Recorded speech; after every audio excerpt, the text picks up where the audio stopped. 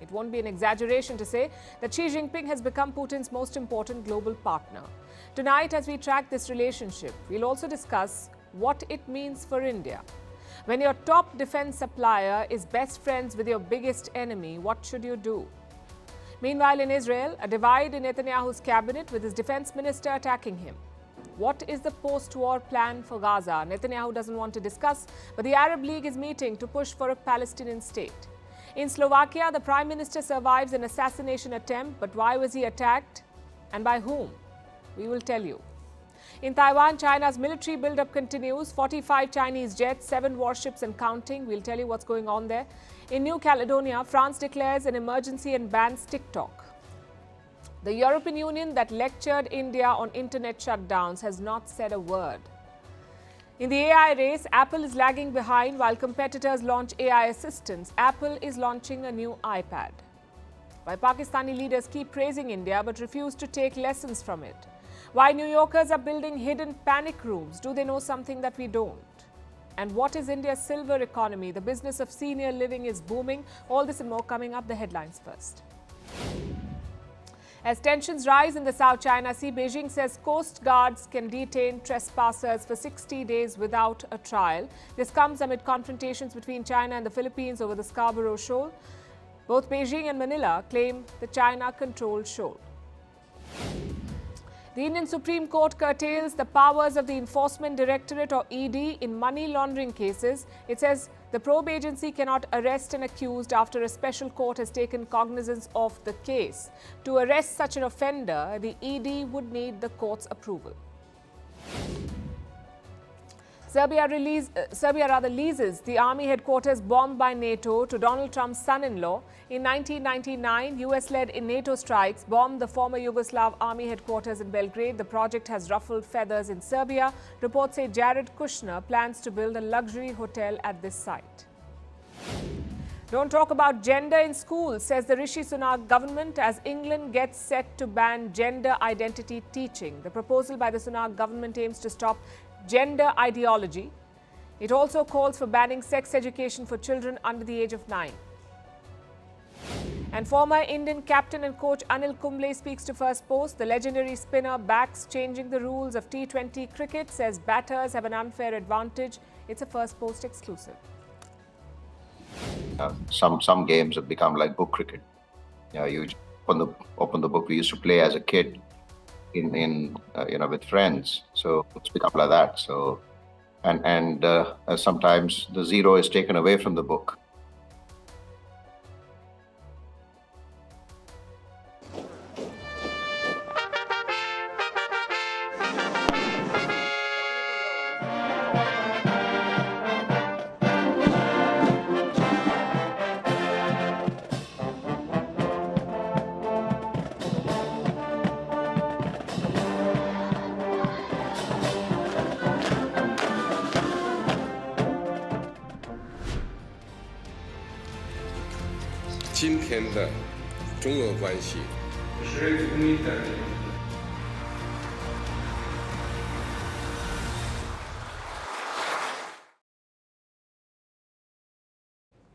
This month, Vladimir Putin began his 5th term in office. And today he began his first foreign tour of this term. Destination? China. It's his second visit in over 6 months, and Putin must be feeling reassured today because China's support for Russia has not wavered. In fact, it has only gotten stronger. The Russian president got a red carpet welcome in Beijing, complete with Red Army songs. Xi Jinping was there to welcome him personally.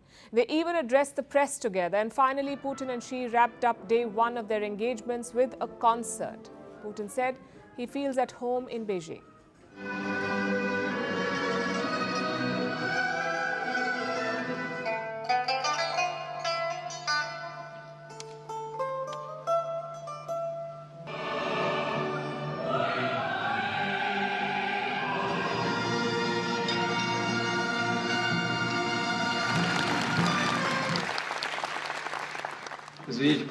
Excuse me, please, for speaking too long and not letting the translator to translate. I feel very much at home, therefore decided that everyone speaks Russian here.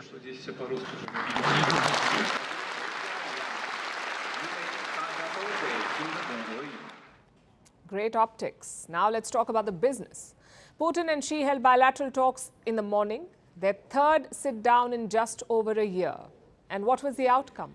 Three important takeaways. The first and perhaps the most important one is about Ukraine and Russia's ongoing offensive. China and Russia appear to be on the same page here. Reports say Putin briefed Xi Jinping about the war. He's on strong footing in Ukraine right now. Russian forces have made gains, especially in Kharkiv. Recently, Ukraine had to pull back troops from there. So Russia has the upper hand and China wants Putin to capitalize.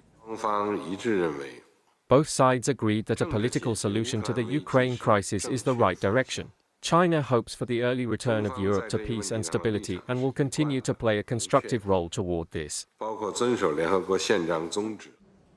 Xi Jinping thinks it's a good time for truce, a political solution to end the war and a solution that China wants to help negotiate. They have Putin's support in this. The Russian president says he's ready for a political solution and he thanked Xi Jinping for his support. We are grateful to the Chinese friends and colleagues for the initiatives they put forward to solve this problem. Russia has the momentum on the battlefield, so in theory they can extract better terms. But will Kiev agree? It's unlikely. Ukraine will push back against making any concessions to Russia. Plus, they're expecting fresh military aid from the West soon. So a political solution may have to wait. Perhaps Putin and Xi realize that too. So China is extending more material support to Russia. They signed new bilateral pacts today. China will expand its investments in Russia significantly. They'll form a portfolio of 80 large investment projects. It will cover a wide range of areas. They will also expand nuclear cooperation and bilateral trade. Timely and coordinated measures to switch over the financial settlements between our countries to the national currencies enhance the deepening of the trade and investment ties.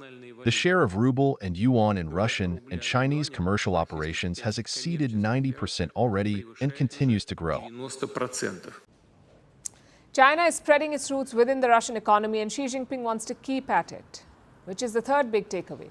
Putin and Xi signed a joint declaration today. It takes a direct aim at their common enemy, the West. It calls for a reform of the international system and a multipolar global order, one where Moscow and Beijing can play a quote-unquote balancing role. That's what they call it. The declaration also calls the US destructive and hostile. Xi Jinping said that Russia and China will deepen ties as good neighbors, good friends, and good partners. I am willing to work together with Mr. President to jointly steer the direction of bilateral relations and make new plans and arrangements for the development of cooperation in various fields between the two countries. So China's relationship with Russia remains rock solid. But their union will be tested in the days ahead because the US has been building pressure on China. It says Beijing is enabling Moscow's war. How? By sharing dual-use technology. These are parts and equipment that can be used by both civilians and the military, hence the name dual use. As of today, China has rejected American claims and demands. We do not accept the United States shifting the blame to the Chinese side. It is a typical double standard, extremely hypocritical and irresponsible for the U.S. side to provide unprecedented military assistance to Ukraine while making groundless accusations against normal economic and trade exchanges between China and Russia. Strong words there, but remember the Chinese economy depends on exports and the U.S. has threatened to sanction them. Can China afford that?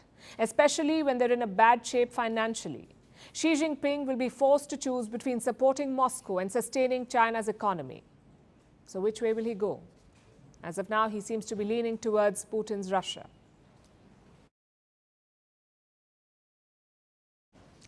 Seeing all of this from India is pretty weird. Russia is a close partner and China is a strategic rival. A bit like in high school, where your best friend is talking to your sworn enemy. How do you react? That is the challenge before India. But first, some basics. The China-Russia partnership has changed a lot. The relationship has evolved over time. During the Cold War, Russia or the Soviet Union was a senior partner. Both were communist nations, so the Soviets gave the Chinese ideological and financial support. But now it's the opposite. China's GDP is around $17 trillion. Russia's GDP is just $2.2 trillion. So the Chinese economy is almost 8 times bigger. Same with population.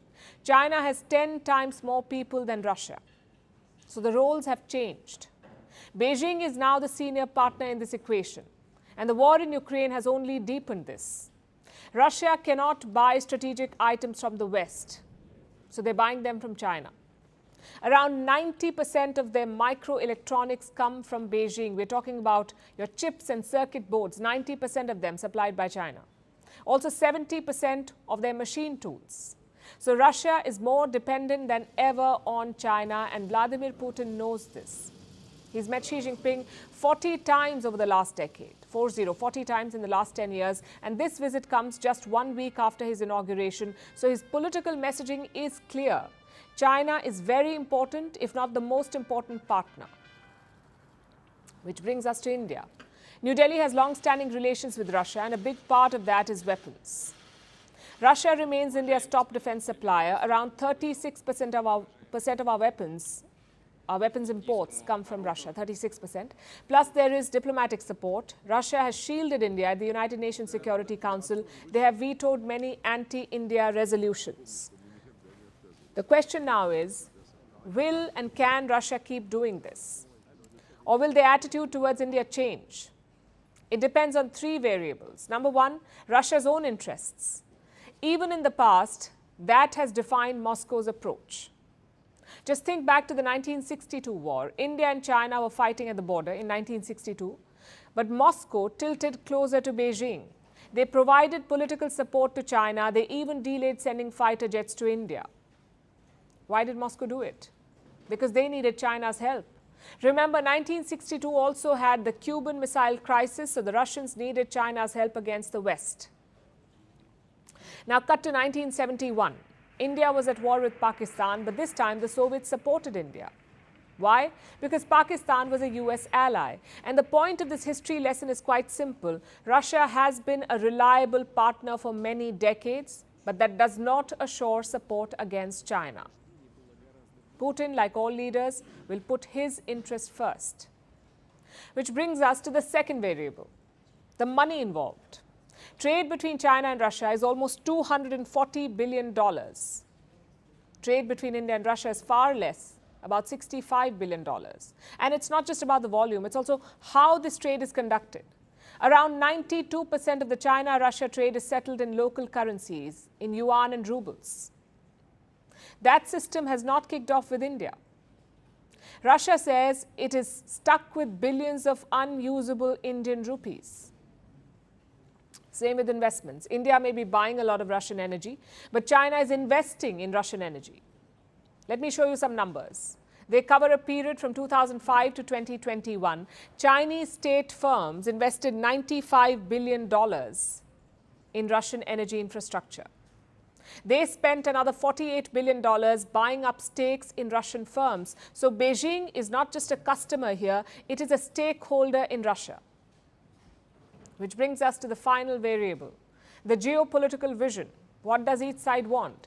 India has always called for a multipolar world.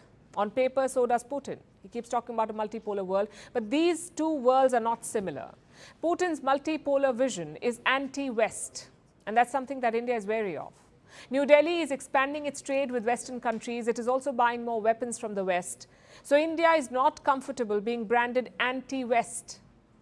And Foreign Minister S. Jaishankar has explained it best. He said India is non-West, not anti-West, which is very different from China and Russia. These countries are anti-West. So these three variables will influence Russia's thinking.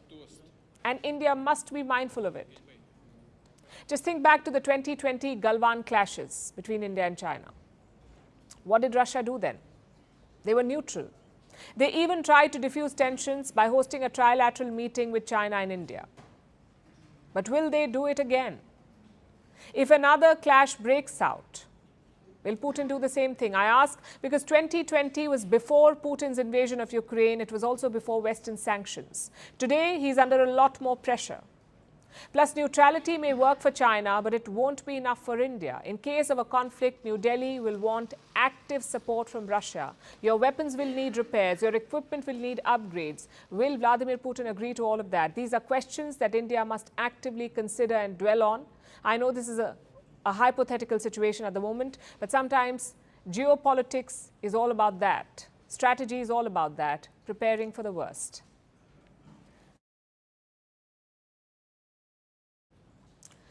But guess who's not preparing for the worst? Israel's Prime Minister Benjamin Netanyahu. Forget the worst, it's like he hasn't prepared at all. Netanyahu is yet to spell out his plan for Gaza, his post-war plan. So his cabinet members are unhappy, especially his defense minister, Yoav Gallant. He says Israel must not avoid this issue. Apparently, Gallant had prepared a plan back in October. First, Hamas would be defeated, then a local civilian administration would be set up, a bit like the West Bank. But Gallant says that his proposal is being ignored. He also rejected the idea that Israel's military could rule Gaza. And these are big statements. It's a direct attack on Netanyahu's leadership by his own defense minister. So naturally, the Prime Minister has responded. He says we'll deal with Hamas first, we'll discuss the day after later. Since October, I have been raising this issue consistently in the cabinet and have received no response. The end of the military campaign must come together with political action. The day after Hamas will only be achieved with Palestinian entities taking control of Gaza, accompanied by international actors, establishing a governing alternative to Hamas rule. Until it is clear that Hamas does not control Gaza militarily, nobody will be prepared to take upon himself the civil management of Gaza out of fear for their lives. Therefore, all the talk about the day after, while Hamas remains intact, will remain mere words devoid of content.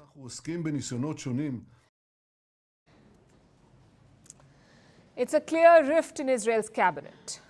But what has caused it? Is it Gallant's sudden desire for peace? Well, highly unlikely. This is a man who called Palestinians human animals. I don't think he's feeling moral urges now. Chances are it's something else. One reason could be strategy. Israel is pushing deeper into Rafah, but without a plan, their military could get stuck. They may defeat the Hamas, but they could face insurgency after that. Even the U.S. National Security Advisor has warned of this. They reflect his commitment to getting an outcome in Gaza and across the broader Middle East that protects Israel's future security and paves the way for a future of dignity and security for the Palestinian people as well, rather than Israel getting mired in a counterinsurgency campaign that never ends and ultimately saps Israel's strength and vitality. It's common military strategy. Always have an exit plan. If you don't, you could get bogged down. Just look at what happened to the Americans in Afghanistan. Victory followed by insurgency. Israel's army could be headed the same way. Reports say the military top brass is worried about this. So that's one reason for Gallant's rebellion. Another reason is politics. Gallant may belong to Netanyahu's Likud party, but they do not see eye to eye. In 2011, Gallant was a general in Israel's army. He was poised to become the army chief. But Netanyahu cancelled his appointment. Gallant was accused of using public land for personal use, so his dream of leading the army was quashed. Later, Gallant turned to politics. He became the defense minister in 2022. And soon he clashed with Netanyahu again. He opposed the prime minister's judicial reform. So Netanyahu fired him. He came back though. Hundreds of Israelis protested his removal, so Netanyahu had to bring him back in the cabinet, which brings us to present day.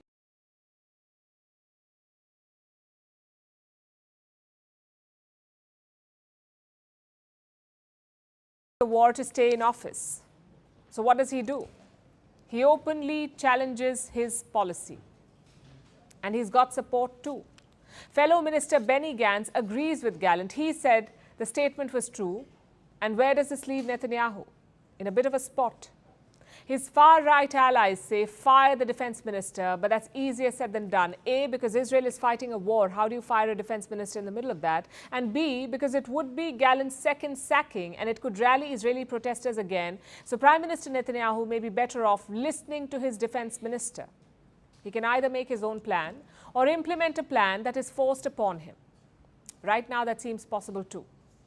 A very important meeting is being held in Bahrain. a summit of the Arab League. The group has 22 member states. Most of their leaders are attending this summit. Saudi Crown Prince Mohammed bin Salman, Egypt's President Abdel Fattah el-Sisi, Jordan's King Abdullah, Qatar's Emir, and even Syria's Bashar al-Assad. They're all there. While opening the summit, they made an important demand, a peace conference for Gaza, one that would lead to the two-state solution. We call for an international conference for peace in the Middle East and the support for a full recognition of the Palestinian state and the acceptance of its membership in the United Nations.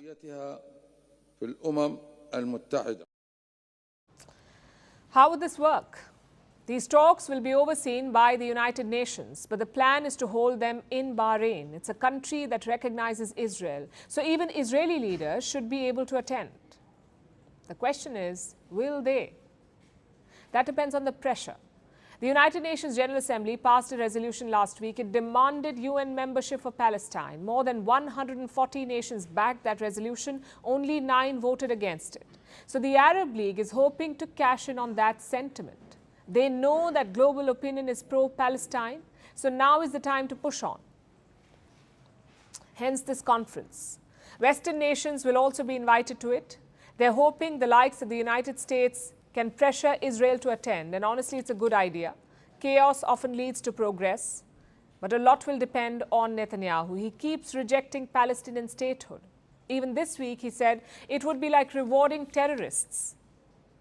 Unless Israel budges, no conference can make a difference. Vantage continues after a short break. Of his women pilots, like Air India also. Indian Airlines and Air India merged in the year 2007. So at a time when I joined, to take you back in that time, in the year 1987, there was no maternity policy for pilots. No maternity policy. So when I conceived and I was going to have my first baby, I didn't know what to do, whom to report, what was the procedure. And of course, now we have a robust maternity policy. Women pilots get leave for 6 months. They can take further leave. Their rosters are better. They can get quick return flights where, it enables them to be home, stay home, breastfeed the young one, and then come back to work. So I think the maternity policy helps a lot because it gives you the freedom to choose. Of course, you don't get paid for the entire time, but if you choose to do some office work or groundwork, you can still keep yourself occupied and earn a basic salary. So, ma'am, if we swerve a little and discuss the story we were talking about a little while ago, which is India's current issue, which is that there seems to be a shortage of pilots in India, world over. In India, experts say that there's a gap in the kind of training we give our pilots. How do you see this? So I think you've hit the nail on the head. The main thing is training, computer-based training, and the training is evolving. Every day training is evolving. So what we did, I think, in the airlines in India, we didn't evolve with the way the airline industry has, moved up. So it's been exponential. The growth has been exponential with the airlines ordering aircraft. I mean, not in 5s and 10s, not in 10s, but in hundreds. I think we need a lot of pilots. So basically, the first thing is our training schools, our flying schools in India need a revamp, a major upgrade. So I think IGRUA, which is Indira Gandhi Rashtriya Udan Academy, and NFTI, National Flying Training Institute, these are the premier flying training institutes of India.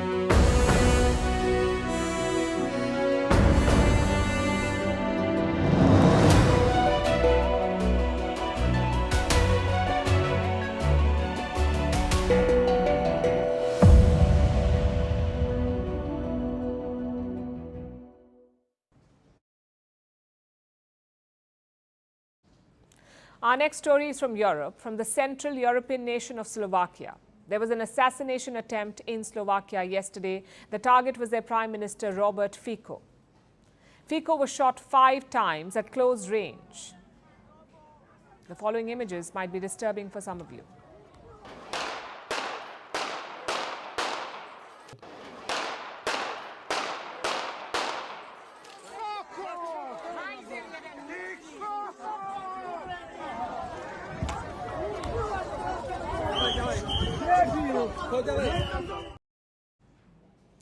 Fico managed to survive the brutal attack, but he's not out of the woods yet.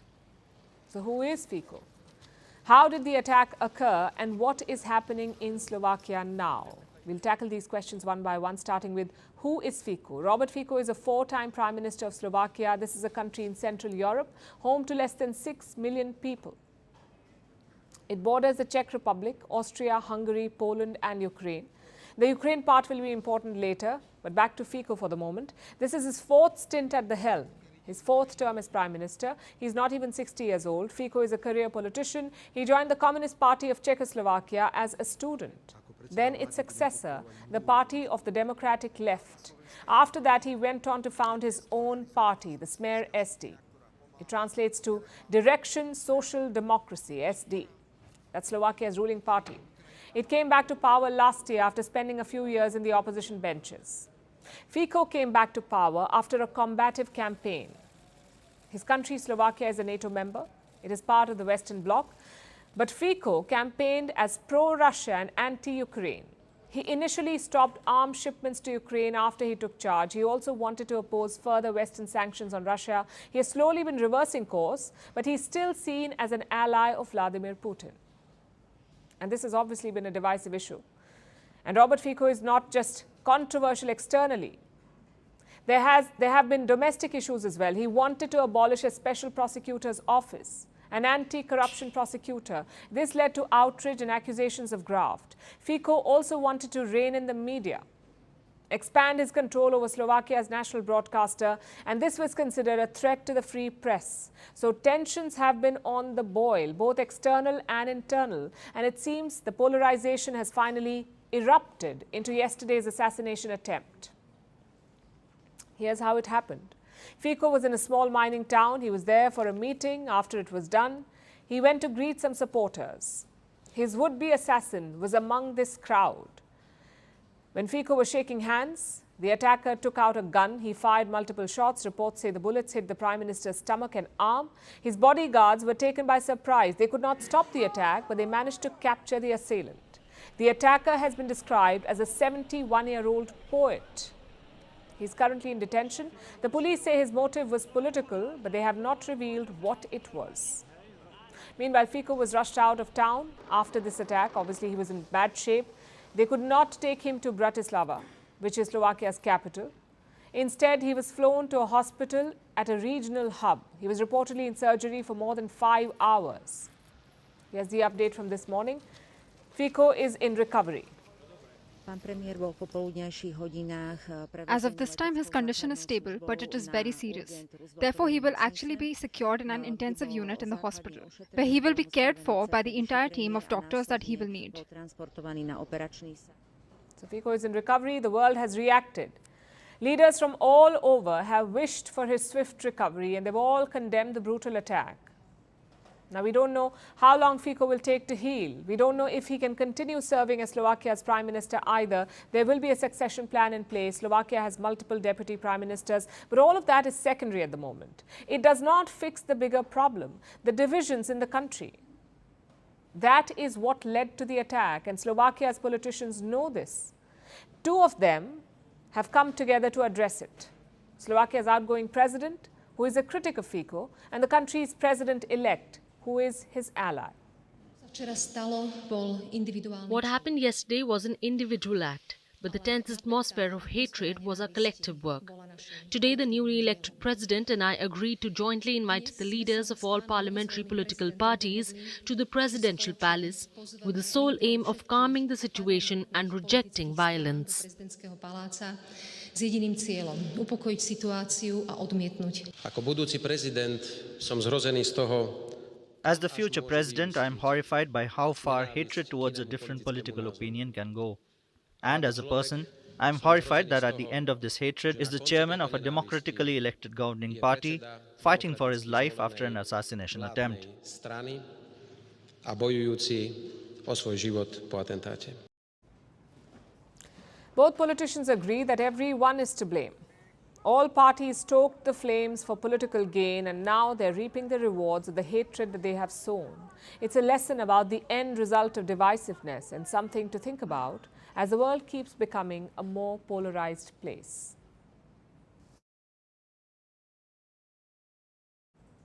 And speaking of growing tensions, China is building pressure on Taiwan again. Next week, Taiwan's new president will take oath. That's Lai Ching-te. He won the election in January. He's pro-independence, which translates to anti-China for Beijing. The West supports him. The US is sending a delegation to Taipei for the oath-taking ceremony, and China is making its presence felt in other ways. They've escalated their military campaign. Chinese jets are buzzing the skies again, and in recent days, more Chinese warships have been spotted near Taiwan. Our next report tells you more.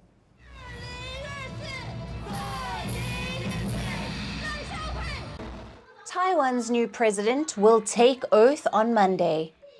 Lai Ching-te is not a political outsider. For the last 4 years, as Taiwan's vice president, he has witnessed firsthand how China has intensified its pressure campaign against Taiwan. Lai's job isn't getting easier anytime soon. Ahead of his inauguration, China is ramping up the pressure. In recent days, dozens of Chinese vessels and jets have made their presence known near Taiwan. Yesterday alone, Taipei detected some 45 Chinese aircraft flying over its skies. There were Chinese ships in the waters too. At least 6 Chinese vessels from the Chinese Navy were in the island's vicinity. Taipei was expecting a surge in Chinese activity ahead of the inauguration. When Lai's victory was announced to the world in January, Beijing didn't waste any time in letting its displeasure be known. China labeled the president-elect a dangerous separatist. Lai has made offers to engage with Beijing, but the Chinese government has rejected them. Instead, it has resorted to building pressure militarily. Experts believe this is likely to continue. Beijing generally dislike Lai Ching-te, and so there's reason to think that Beijing will be more likely to use pressure tactics, be it military brinkmanship, be it more gray zone security maneuvers, or other censures in general towards Lai Ching-te. So Lai is set to face a more angry China. How will he counter this? Like his predecessor, Lai can still bank on support from the United States. The White House will be sending an unofficial delegation for the inauguration. It won't have any serving members from the government. Washington is likely to stick to the same long-standing practice and send a delegation of 2 former senior officials and a scholar. There is an assurance of military support as well. Ahead of the inauguration, American lawmakers managed to clear a new military aid package worth $8 billion. Lai had welcomed the announcement and used the opportunity to send a signal to China. This act will not only strengthen the deterrence against authoritarianism in the West Pacific ally chain, it will also help ensure peace and stability across the Taiwan Strait. But Lai's position still remains precarious, especially at home. His party, the DPP, has lost its majority in parliament. The president-elect has promised to rapidly modernize Taiwan's military by spending more on big-ticket items like submarines. But these plans could get derailed in parliament if Lai fails to secure the numbers he needs. China is probably aware of Lai's vulnerabilities too. Given its aggressive tactics, expect Beijing to continue challenging Lai.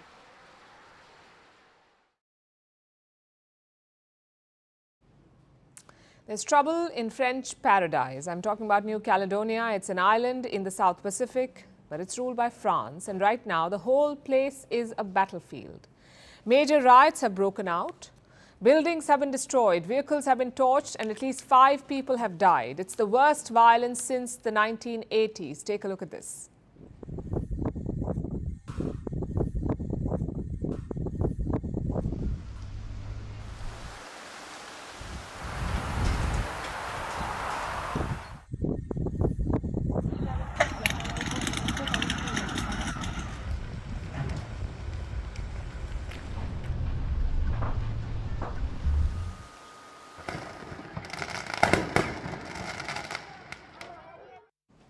So what led to this? A new voting law. Around 40% of this island's population is Kanak. They are indigenous to New Caledonia. Europeans make up around 27% of the population. But this new law would have empowered the Europeans. Say you're a French resident on this island, you have lived there for 10 years. The new law allows you to vote in the provincial elections. But the locals do not like it. They say it will dilute the Kanak vote, which is why they are protesting, or in this case, rioting. And what is Paris doing to control the situation? President Emmanuel Macron chaired a Defense Council meeting. He also imposed a state of emergency. More manpower is also heading there. Around 1,700 security personnel are already stationed in New Caledonia. 1,000 more have been deployed. So Macron has made his intention quite clear. He will crack down hard. But one of his policies has raised eyebrows. A ban on TikTok. And no, I do not mean a social media ban. I mean only a TikTok ban. This app has been blocked across New Caledonia. Why? Because Paris says rioters are using TikTok to plan gatherings, to share slogans, and to amplify the chaos. Has this ever happened before? French media says it hasn't. They say it's the first social media ban in Europe, but Macron has talked about it in the past. Last year, protests had broken out across France. The trigger was a police killing. A young boy of Algerian descent was shot by a cop.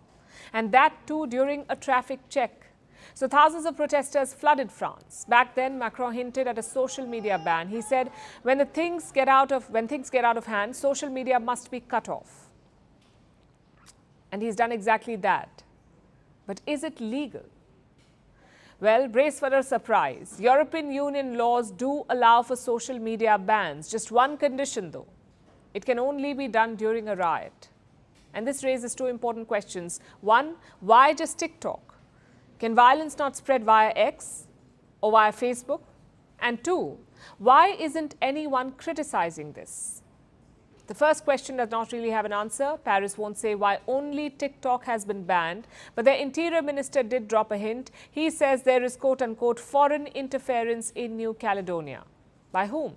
Apparently Azerbaijan and Russia. They've given no proof or reasoning for this allegation. But now to the second question. Where is the outrage? And we are not saying there should be outrage. After all, riots and protests are volatile situations. The last thing you need is social media rhetoric. But that's not the issue here. The issue here is the double standard. When other countries ban social media, there is outrage. And the EU is among the first to criticize. Just consider what happened in India's Manipur. Ethnic violence had gripped the state, so internet was shut down for a while. And what did the EU Parliament do? Pass a resolution against it. They asked India to end the internet shutdown. Will they do the same for France? Not from the looks of it. And this is not a one-off case. This is consistent Western behavior. We saw what happened in American colleges, a brutal crackdown on protesting students. Did anyone in the West criticize it? No, they did not. In fact, some governments in Europe copied American techniques and they too started cracking down.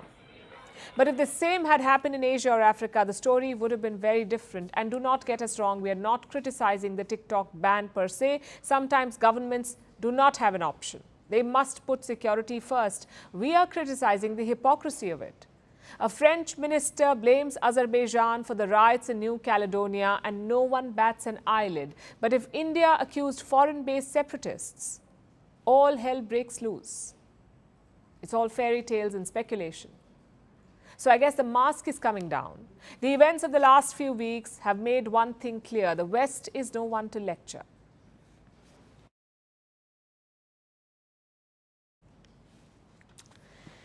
Do you know Siri? Apple's language-powered assistant. It may not always understand who you want to call, but Siri was the beginning of an AI revolution. It set the trend. Now, 13 years later, it has lost its sheen because new AI-powered personal assistants have taken over. They're faster, they're better, and they're more powerful because of artificial intelligence. So what's Apple doing about it? Not much so far. Apple's AI ambitions have long been under scrutiny, and with the recent launches by its competitors, it looks like Apple is falling behind. Our next report tells you more. In 2010, Apple acquired a mobile virtual personal assistant app. It was called Siri. What is the weather like today? Here's the forecast for today. Soon, the deal became the talk of the town. Apple kept it under the wraps. It did not say much about the acquisition. It did not even mention the price it paid for it. But the driver behind it was Steve Jobs. He believed assistants like Siri could be the next big thing.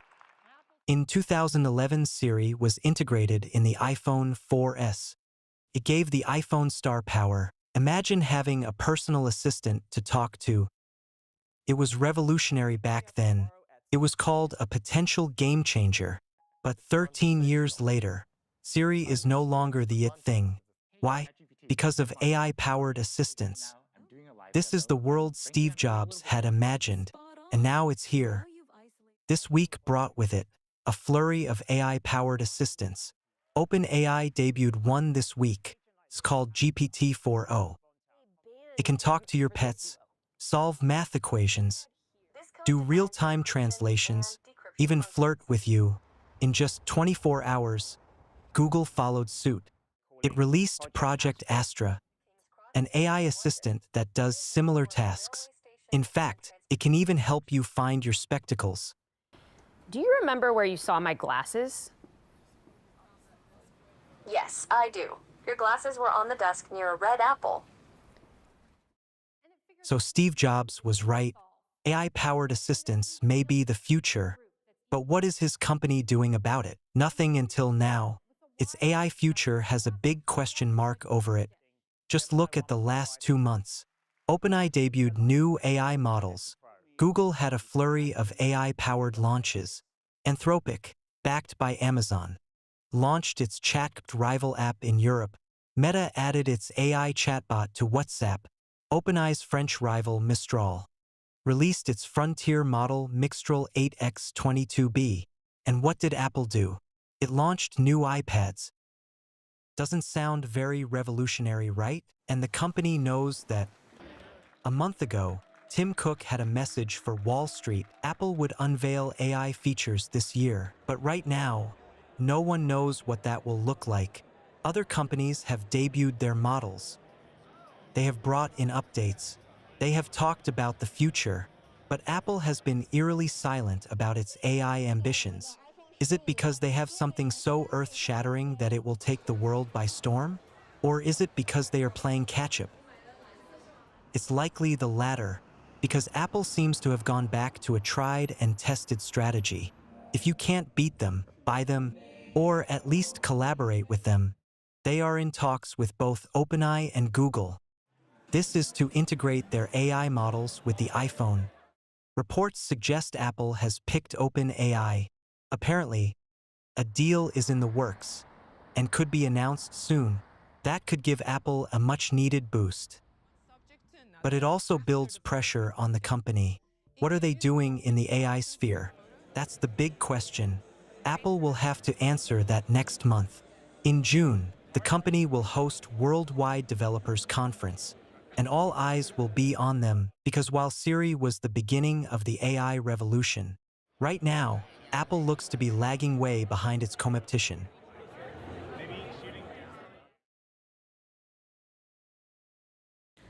Now let's look at Pakistan. As usual, there are sounds coming from India's noisy neighbor. But this time, it's not what you might expect. You would normally expect jibes or outright insults. That is not the case today. Instead, it is praise from a Pakistani member of parliament. His name is Syed Mustafa Kamal. Listen to what he said. एक ही screen पर एक खबर है कि India चांद पर चला गया और उसके 2 सेकंड के बाद खबर है कि कराची में किसी गटर का ढक्कन ना होने की वजह से बच्चा गिर गया मर गया. Yes, a Pakistani MP has praised India. He highlighted the contrast between the two countries and used India's example to chastise Pakistan, to criticize his country's lack of progress. And while this situation is relatively rare, it's not really unheard of. It happens from time to time. Pakistani politicians praising India. It does happen. A few weeks ago, it was another MP, Fazlur Rahman. आज वो दुनिया की super ताकत बनने के ख्वाब देख रहा है और हम Welcome to the late night edition with me, Ayushman Singh Jamwal. Ladies and gentlemen, big breaking news coming in when it comes to the entire assault gate storm involving former DCW chief Swati Maliwal. Now, the Delhi police has registered an FIR against the key aide of Delhi Chief Minister Arvind Kejriwal after the complaint from Aam Aadmi Party MP Swati Maliwal. Now, in her complaint, Swati Maliwal elaborated the sequence of events and named Bibhav Kumar as the accused who assaulted her in the Chief Minister's residence on Monday.